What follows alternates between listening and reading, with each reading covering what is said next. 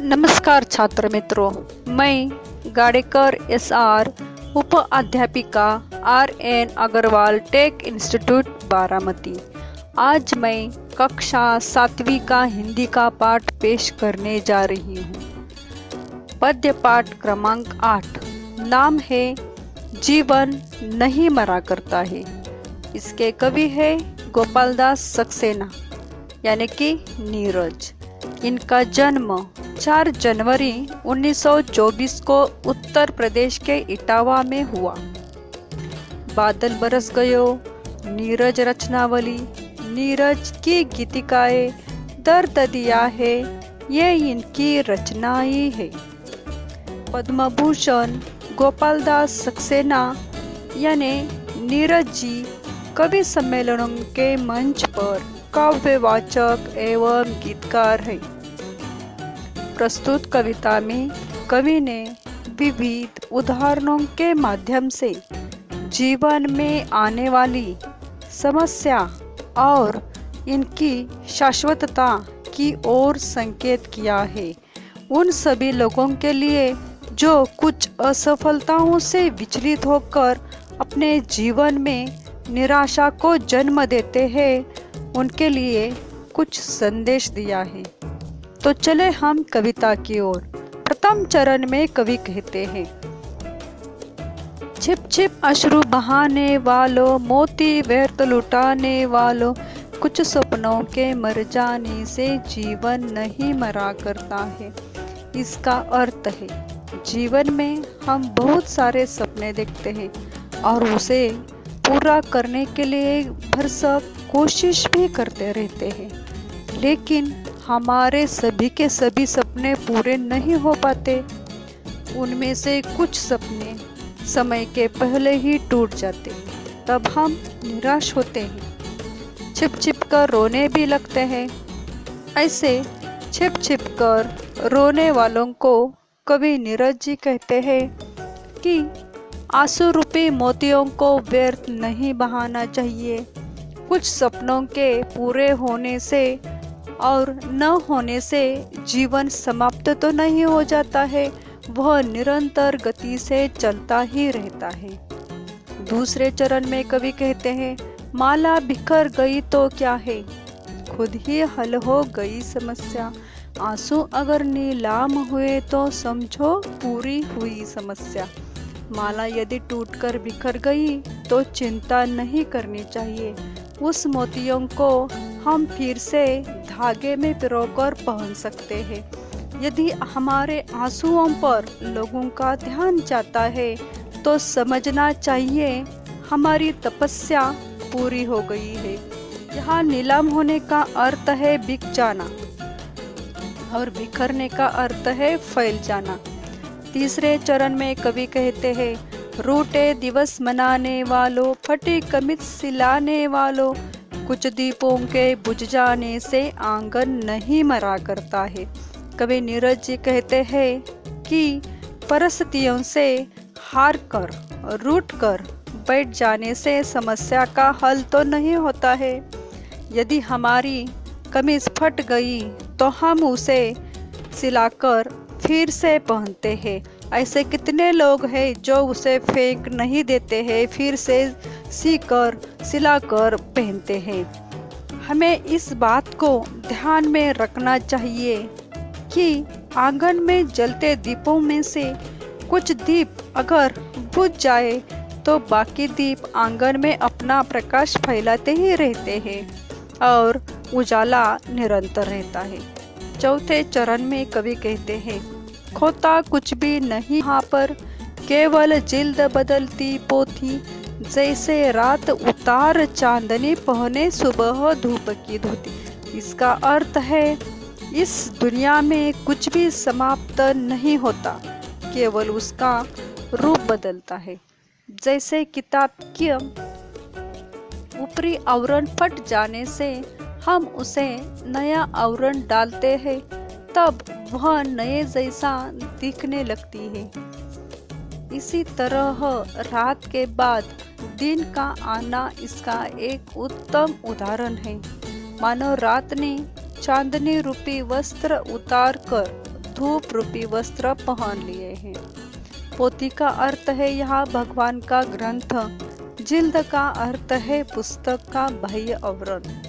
अगले 5वें चरण में कवि कहते हैं, वस्त्र बदल कर आने वालों, चाल बदल कर जाने वालों, चंद खिलौने के खोने से बचपन नहीं मरा करता है। कवि कहते हैं, बचपन में खेलते समय बच्चों के कुछ खिलौने खो जाते हैं, उनमें से कुछ टूट भी जाते हैं, पर इस बात का बच्चों के आनंद पर बिल्कुल ही असर नहीं पड़ता।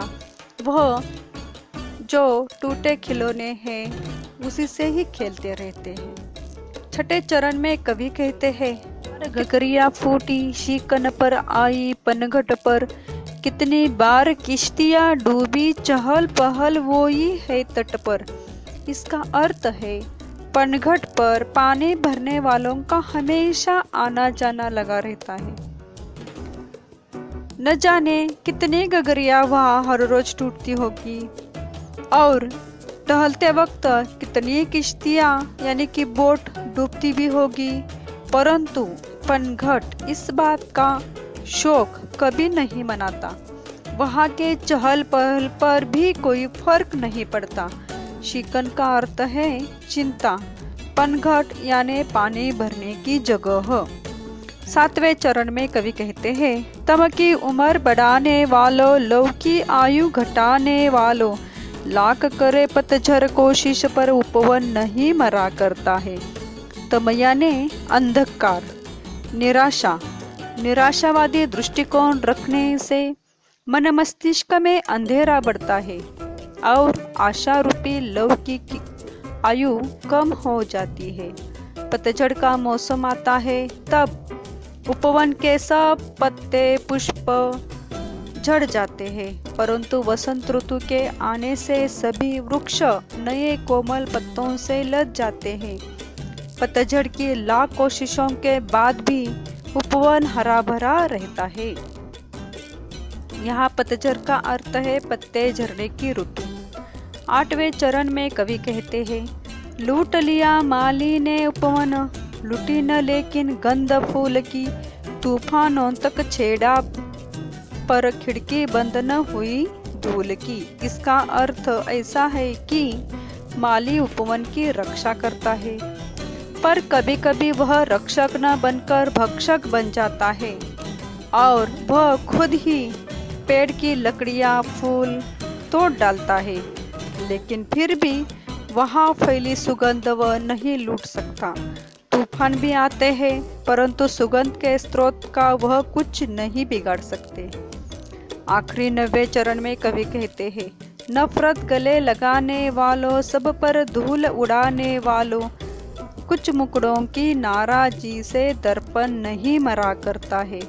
इसका मतलब है, कुछ लोग मन में नफरत के भाव लिए रहते हैं, वे हमेशा दूसरों की निंदा करते हैं। ऐसे लोगों का काम यही होता है कि दूसरों की बुराई करना, लेकिन वे यह नहीं देखते कि खुद में क्या खोट है। दर्पण का काम है सच्चाई दिखाना।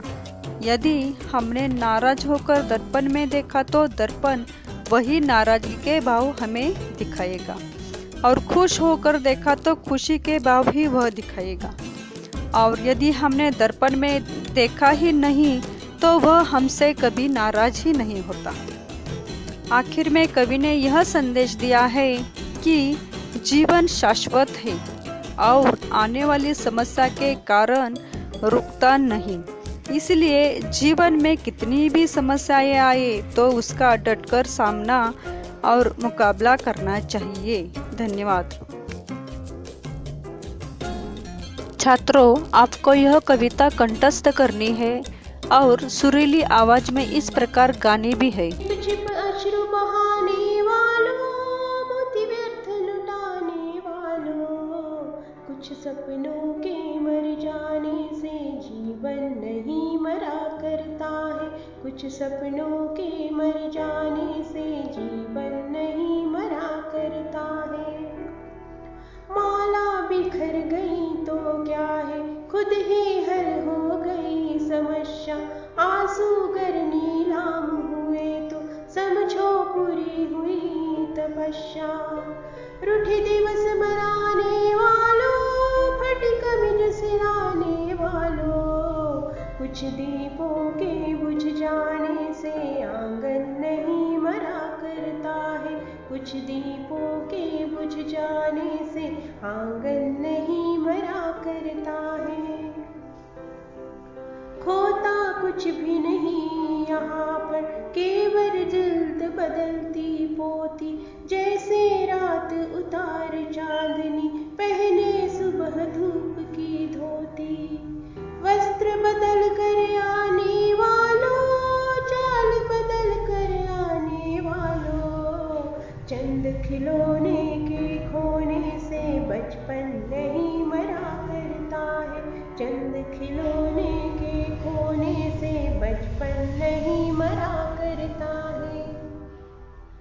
कितनी बार गगरियां फूटी, शिकन पर आई पनघट पर। कितनी बार किश्तियां डूबी, चहल पहल वो ही है तट पर। तम की उम्र बढ़ाने वालों, लो की आयु घटाने वालों, लाख करे पतझड़ कोशिश पर उपवन नहीं मरा करता है। लाख करे पतझड़ कोशिश पर उपवन नहीं मरा करता है। लूट लिया माली ने उपवन, लूटी न लेकिन गंध फूल की। तूफानों तक ने छेड़ा पर खिड़की बंधन हुई धूल की। नफरत गले लगाने वालों, सब पर धूल उड़ाने वालों, कुछ मुखड़ों की नाराजी से दर्पण नहीं मरा करता है। कुछ मुखड़ों की नाराजी से दर्पण नहीं मरा करता है। छिप छिप अश्रु बहाने वालों, मोती व्यर्थ लुटाने वालों, कुछ सपनों के मर